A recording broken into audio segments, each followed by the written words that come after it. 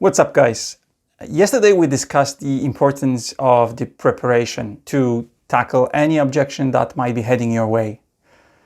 Specifically, the ones that you can predict that they might occur.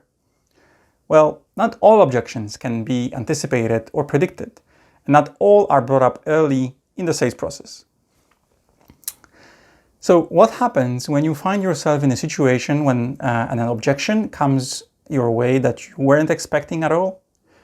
Well, our team and I took an improv classes earlier this year, and we've all learned a technique that is super helpful in sales. It is called yes and. It's all about embracing what comes your way rather than opposing it in order to develop a scene.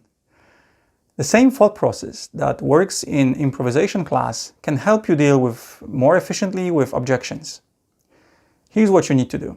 First, maintain the right mindset. If your pitch might be surfacing objections, you might be not in the right position to deal with them.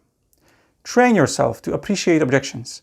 One way to think about it is to look at objections as an engagement. The prospect is engaged enough to have considered reasons not to go with your proposal. But the good news is that they are thinking about it. If you can answer their objections in the way they will be satisfied, you're so much closer to making the sale. Second, really embrace it. Although the natural way for human being is to resist any resistance, please refrain yourself. When you confront someone who raises an objection, it only strengthens his or her reasoning and resolve. When it comes to resisting objections, the prospect will only look for more reasons to justify his or her position, because nobody likes to feel like they're wrong. So again, embrace that resistance. People feel naturally inclined to follow the lead of others, and more so when the others are just like them. You're better off disarming the prospect by acknowledging you understand how they feel, because the other customers have felt very similarly. This causes the resistance levels to go down.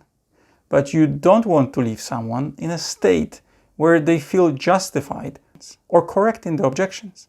The next step is to transition with words like but or however just before addressing the objection.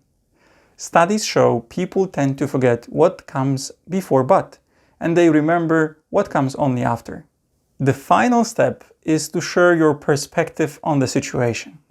This will be different based on your product or service, your company, or even yourself.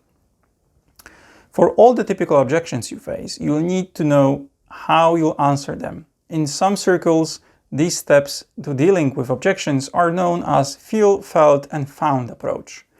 When you put it together, it might sound a little bit like this.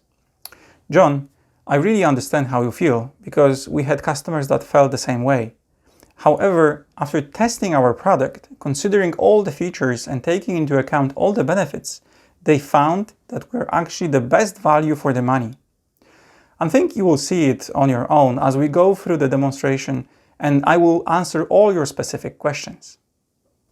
Do not allow yourself to get locked into the exact words feel, felt, and found, and don't become a mechanical in your response. Be creative. Use words you might typically use. Then practice, practice, practice as it becomes natural sounding for yourself. Remember, facing objection is like being on stage doing improvisation classes.